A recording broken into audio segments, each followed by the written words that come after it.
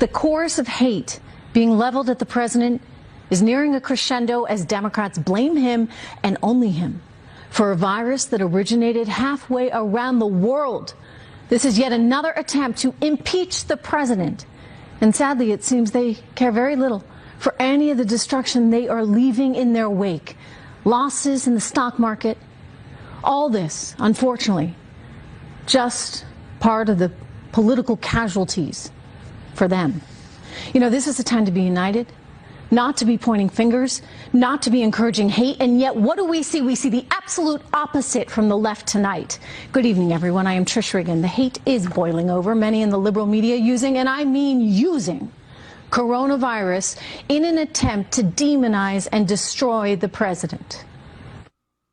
I don't think the president is capable of telling us the truth about the coronavirus. They have no plan. They have no plan. The virus is going to kill Americans regardless of their stupidity. This administration right now looks like they couldn't organize a one-car parade. He is not going to be able to have his rallies, and it is going to psychologically torment him. The president should lead, or else he should get out of the way. Stay on the golf course. This may be Donald Trump's Katrina. Yeah. This is an event that could take down a president. There's no confidence in the president in anything he says or does. I wish he would just be quiet. I see. This is impeachment all over again. And like with the Mueller investigation, like with Ukraine Gate, they don't care who they hurt. Whether it be their need to create mass hysteria to encourage a market sell-off, unlike anything we've seen recently, or whether it be to create mass hysteria in order to stop our economy dead in its tracks. Don't kid yourself.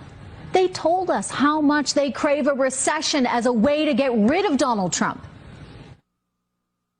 Do you see now why I say we need a recession? I know it's going to be painful, but we have to get rid of this guy. A recession is a survivable event. What Trump is doing to this country is not. Recessions are survivable events. I've been hoping for a recession. People hate me for it, but it would get rid of Trump, so you shouldn't hate me for it. I mean, recessions are really bad. People lose their jobs and their homes, and we shouldn't wish it's worth it. You know, of course, these are people's jobs that the left does not mind seeing them lose. These are people's 401ks that are being decimated. And that's okay with them? That's okay with the left? Yeah. You know, in some ways, they almost seem to be cheering it on. Containment has failed, and mitigation is the next objective. It is a pandemic. I'm glad that CNN is calling this new coronavirus outbreak for what it is, which is a pandemic. This is sort of a perfect storm. The ship has sailed here. CNN is now calling the coronavirus outbreak a pandemic. To say this thing is contained, that is a flat-out lie. It's important, I think, to call this a pandemic. This is impeachment all over again, complete with a whistleblower to complain about our Health and Human Services Committee, right? It's critical, you know what, that we look at these numbers with a clear lens. I want to remind everyone that the CDC estimates that this year's seasonal flu has resulted in roughly 34 million cases and 20,000 deaths in the United States alone. The seasonal flu. From 2009 to 2010, nearly 61 million Americans got swine flu, and more than 12,000 Americans died. As many as 575,000 people worldwide died of the swine flu. And was there any criticism? No. Because why? Because the media didn't want to insult their precious President Obama, I suppose. You know, I spoke with a doctor on Friday who told me that the World Health Organization and others, they typically do whatever they can to get the word out. It's critical that people are aware of the problems so that the public can improve hygiene routines and health routines. This is what helps in terms of lessening the infection rate. But you know what? The media's reaction with the global town halls and CNN treating this like it's some missing plane story.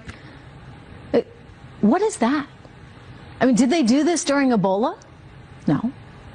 We didn't even see this kind of insanity for SARS. And SARS and Ebola, those viruses were far more deadly. So why the melodrama on such an agitated scale right now? Why are the markets reacting like this? I'll give you two words. Donald Trump. and the media doesn't like him. People, including the media, and some investors are allowing their own hate and their own bias against him to spiral out of control, leading to massive sell-offs right now in the market.